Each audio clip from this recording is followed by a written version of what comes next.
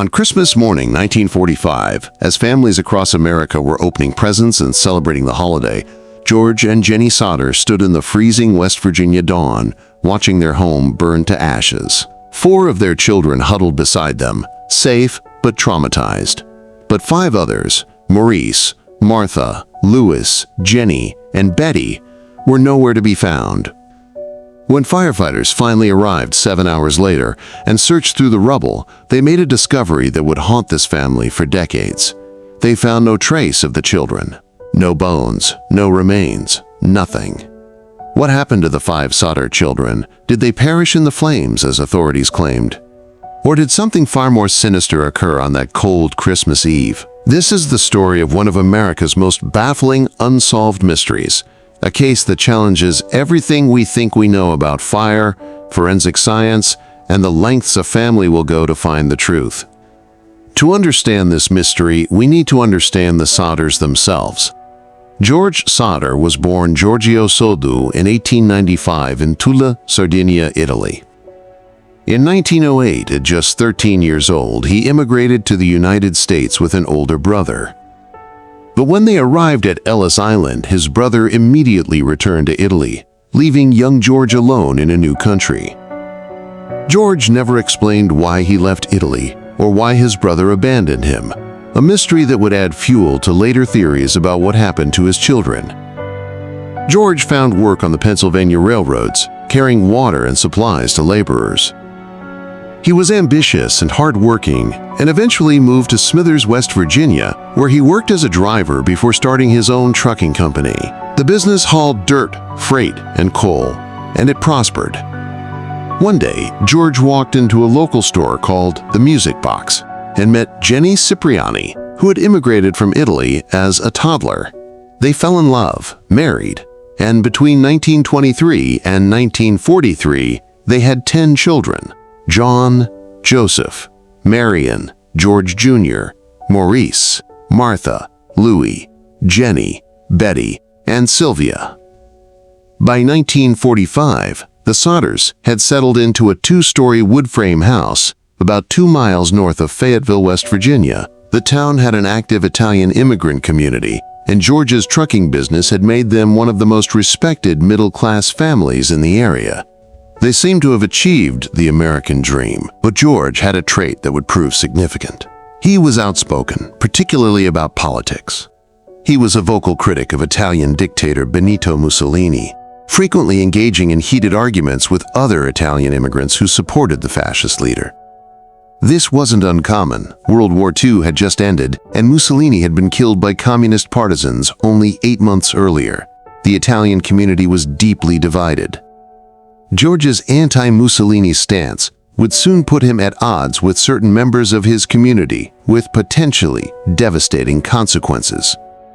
In the months leading up to Christmas 1945, the Sodder family experienced a series of strange and threatening encounters that, in hindsight, seem like ominous warnings. In October 1945, a life insurance salesman visited the Sodder home, trying to sell George a policy. When George declined, the man became furious. According to George, the salesman issued a chilling threat. "Your goddamn house is going up in smoke, and your children are going to be destroyed. You are going to be paid for the dirty remarks you have been making about Mussolini." At the time, George didn't take the threat seriously, but he would remember those words. A few weeks later, another strange visitor appeared, a man who claimed to be looking for work. He wandered around to the back of the house and examined 2 fuse boxes. "This is going to cause a fire someday," he told George, pointing at the electrical setup. George found this comment bizarre. He had just had the house completely rewired when an electric stove was installed, and the local power company had inspected it and declared everything safe. Why would a stranger make such a specific prediction? Then, in the weeks before Christmas, George's older sons noticed something disturbing. A strange car was repeatedly parked along the highway near their house. Inside were men who seemed to be watching the younger Sodder children as they returned home from school. The family never discovered who these men were or what they wanted. Looking back, these incidents form a pattern that's hard to ignore. But on Christmas Eve 1945, the Sodders were focused on the holiday, not on ominous warnings. They had no idea that within hours, their lives would be shattered forever. Christmas Eve 1945 was a typical holiday celebration for the Sodder family, at least at first. The children were excited about Christmas morning. Marion, the 17-year-old daughter, had come home from her job at a local dime store with toys she'd bought for her younger siblings. The kids stayed up late playing with their new presents, their laughter filling the house. George and Jennie went to bed around 10 p.m., taking their youngest child, 3-year-old Sylvia, with them. Their oldest sons, John, who was 23, and George Jr., who was 16, also went to bed early, exhausted from a long day working at George's trucking business. But Jennie told the younger children, Maurice, 14, Martha, 12, Louis, 9, Jennie, 8, and Betty, 5, that they could stay up late as a special Christmas treat. Then things started getting strange. At 12:30 a.m., Jennie was awakened by the phone ringing. She went downstairs to answer it. A woman she didn't recognize was on the other end, asking for someone Jennie had never heard of. In the background, Jennie could hear strange sounds, laughter, clinking glasses, like a party was happening. When Jennie said the caller had the wrong number, the woman let out an odd, unsettling laugh and hung up. Jennie went back to bed, but 30 minutes later she was startled awake again. This time, she heard something hit the roof of the house, a loud thump followed by a rolling sound, as if something round had landed on the roof and rolled off. She didn't think much of it at the time and drifted back to sleep. An hour later, at around 1:30 a.m., Jennie woke up for a third time, to the smell of smoke. She jumped out of bed and discovered that the downstairs of their house was engulfed in flames.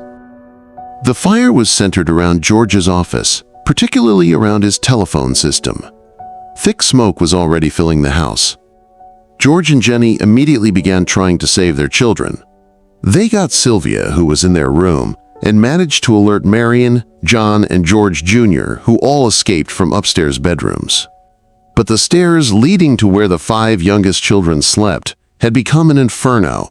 The heat was so intense that George couldn't get through. Desperate, George ran outside and tried to climb the exterior wall to break into the upstairs bedroom window, cutting his arm badly in the process. But the smoke and flames were too thick. He couldn't see anything inside. He then tried to use a ladder that was usually kept leaning against the house, but when he looked for it, the ladder was gone. They later found it at the bottom of an embankment, 75 feet away from its normal spot. Someone had moved it. George then had another idea. He would use one of his trucks to pull up under the window so he could climb onto the roof and reach the upstairs. But when he tried to start the trucks that had been working perfectly just hours earlier, neither one would start. Both trucks had been sabotaged. There was one more option, a water barrel near the house that could have been used to fight the fire, but it was frozen solid. Marion ran to a neighbor's house to call the fire department, but she couldn't get through. The operator didn't respond.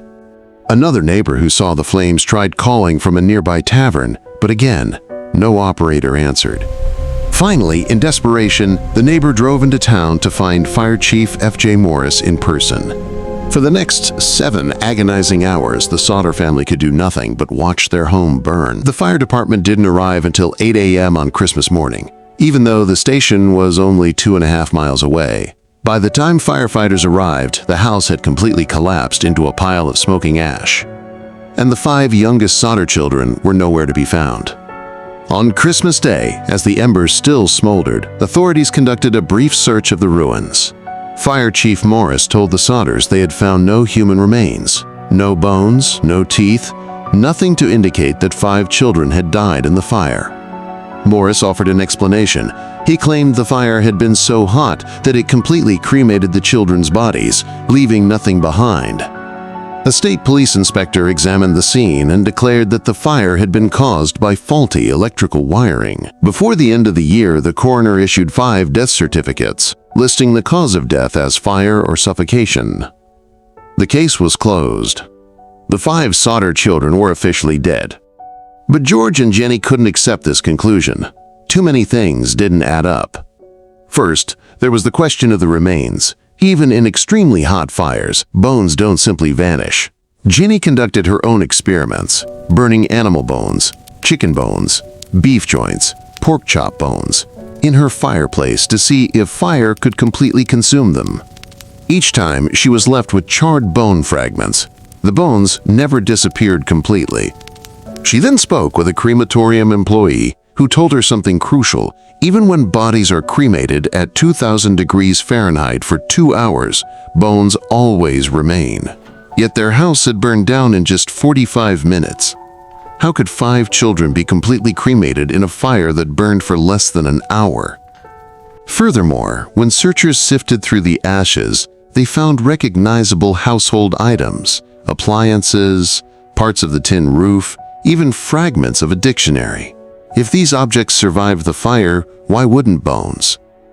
Then there was the question of the electrical fire.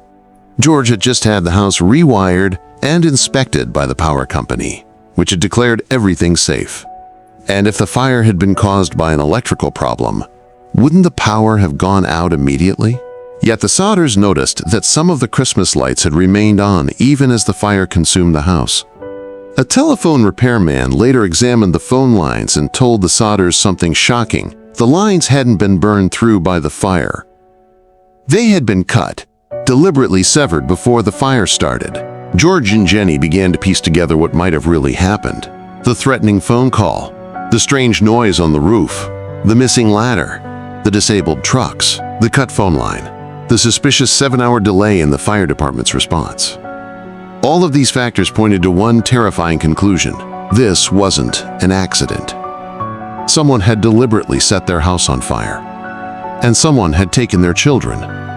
As the Sodders began investigating on their own, they uncovered details that made them question whether local authorities were hiding something or were even involved in a cover-up. The insurance salesman who had threatened George, the one who said his house would go up in smoke, turned out to be a member of the coroner's jury that ruled the fire accidental. This was the same man who had previously worked for George and had been a co-signer on the family's home insurance policy.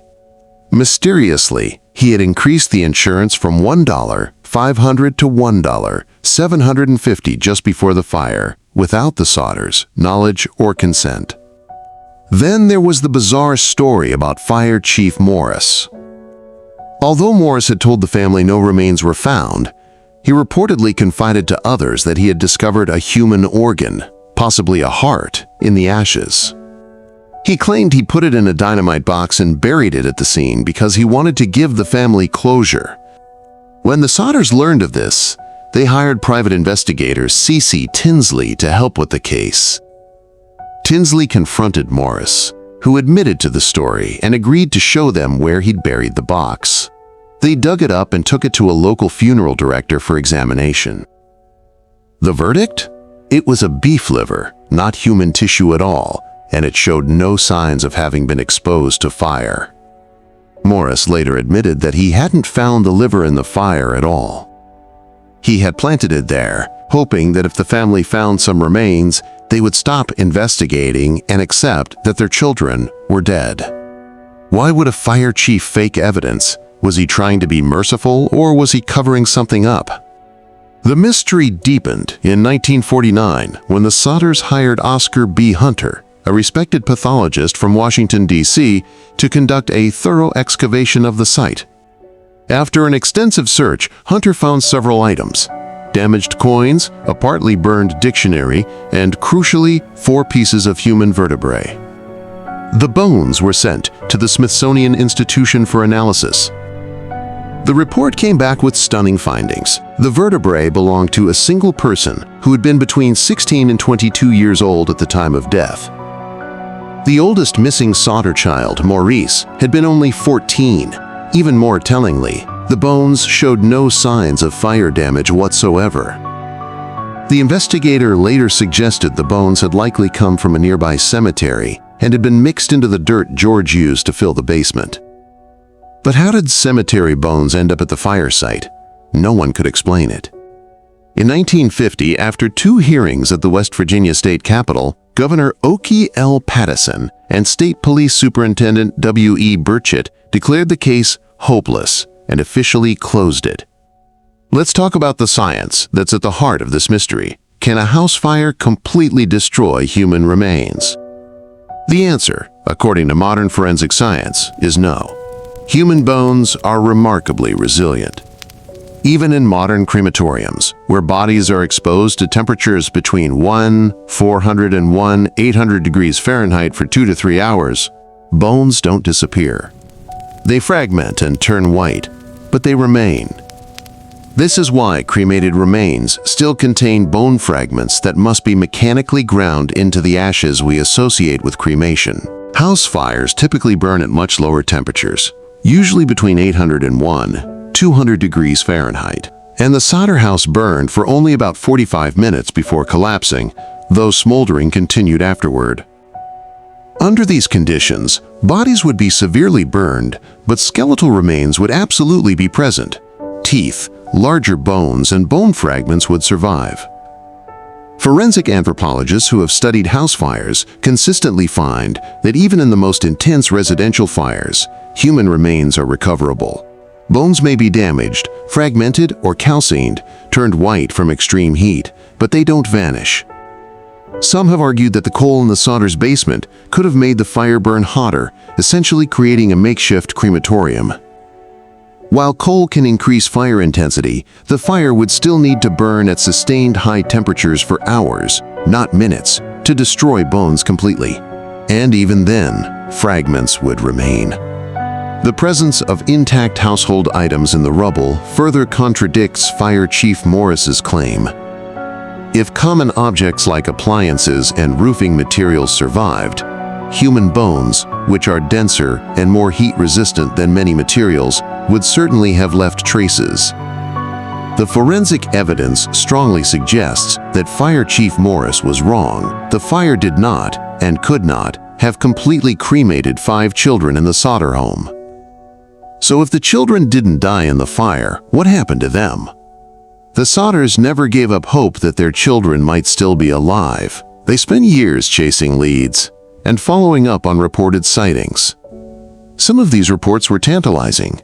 A woman who witnessed the fire claimed she saw the children peering out of a passing car as the house burned, their faces illuminated by the flames. A hotel worker in Charleston, West Virginia, over 200 miles away, reported seeing the 5 children about a week after the fire. She said they were with 2 men and 2 women who appeared to be Italian. When she tried to speak to the children in a friendly manner, the adults became hostile and hurried the children away. The group left early the next morning. A woman contacted the family from St. Louis, claiming that Martha, the oldest missing girl, was in a convent there. The lead went nowhere.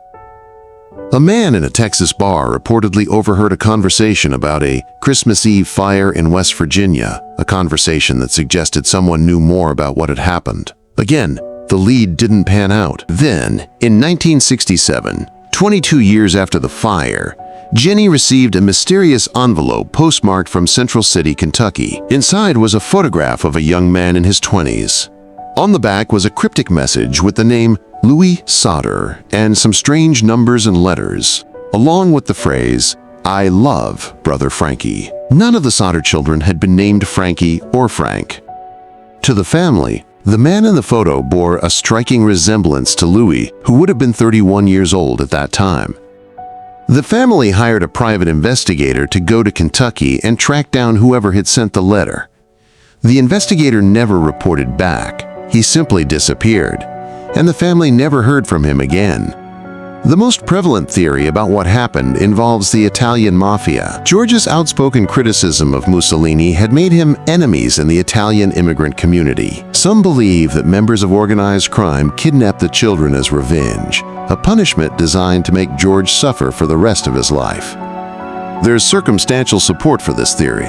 The threats before the fire, the Italian adults seen with children matching the Sodders, descriptions, the deliberate sabotage of the trucks and ladder, and the cut phone line all suggest organized, calculated action. But other theories exist. Some believe it was a kidnapping scheme unrelated to politics. Perhaps someone thought the children could be sold or placed with families who wanted to adopt. Others think there was a local conspiracy involving people George had angered through his business dealings. And, of course, there's the simplest explanation. that despite the forensic questions, the children did die in the fire, and grief-stricken parents saw patterns and conspiracies where there were only tragic coincidences. George and Jennie Sodder refused to give up. They turned their loss into a crusade for answers. In 1952, they erected a large billboard along Route 16, featuring photographs of the 5 missing children. The text read, "What was their fate? Kidnapped, murdered, or are they still alive?" They offered a reward, initially $5,000, then increased to $10,000, for information leading to the children's whereabouts. That billboard stood for nearly 40 years, becoming a local landmark and a symbol of a family's undying hope. Thousands of travelers passed it, and many wrote to the Sodders with tips or words of encouragement. George and Jennie converted the site of their former home into a memorial garden. George covered the basement with 5 feet of dirt and placed 5 markers for the missing children. Jennie tended the garden carefully every day for the rest of her life, planting flowers each spring, even as she hoped that the children she was memorializing might still be alive somewhere. The family never celebrated Christmas again. Jennie wore black for decades. George Sodder died in 1969, still believing his children had been taken. Jennie lived until 1989, spending 54 years searching for answers she would never find. Their youngest surviving child, Sylvia, who had been just 3 years old on the night of the fire, made it her life's mission to keep the case alive. She promised her parents she would never let the story die, that she would do everything she could to find her siblings. Sylvia passed away in 2021 at the age of 76. She was the last living member of the Sodder family who had been in the house that night. With her death, the direct connection to that Christmas Eve in 1945 was finally broken. To the end, she believed her brothers and sisters had survived that night. Nearly 80 years have passed since 5 children vanished from a burning house in West Virginia. Despite decades of investigation, countless tips, and a family's unwavering determination, we still don't know what happened to Maurice, Martha, Louis, Jennie, and Betty Sodder. Did they die in the fire, as authorities claimed, despite the forensic evidence suggesting otherwise? Were they kidnapped as revenge for their father's political views? Were they victims of a trafficking scheme? Or is there some other explanation we haven't even considered? The Sodder children's disappearance remains one of America's most haunting unsolved mysteries, a case that challenges our understanding of fire science, questions the reliability of official investigations, and reminds us that some families never get closure. Now I want to hear from you. What do you think happened to the Sodder children? Do you believe the forensic evidence that suggests they couldn't have been cremated in that fire? Or do you think there's an explanation that reconciles the science with the official conclusion? Do you think this was revenge for George Sodder's political views? A kidnapping scheme? A tragic accident that authorities mishandled? And here's something to consider. If you were in the Sodders' position, faced with authorities telling you one thing while the evidence suggested another, would you have kept searching for answers? Would you have spent decades of your life chasing leads and hoping against hope? Leave your thoughts in the comments below. And if you found this story as fascinating and heartbreaking as I did, please hit that subscribe button and turn on notifications so you don't miss future deep dives into history's most perplexing mysteries. Thanks for watching, and remember, some questions haunt us not because we can't find answers, but because the truth might be something we're not ready to accept.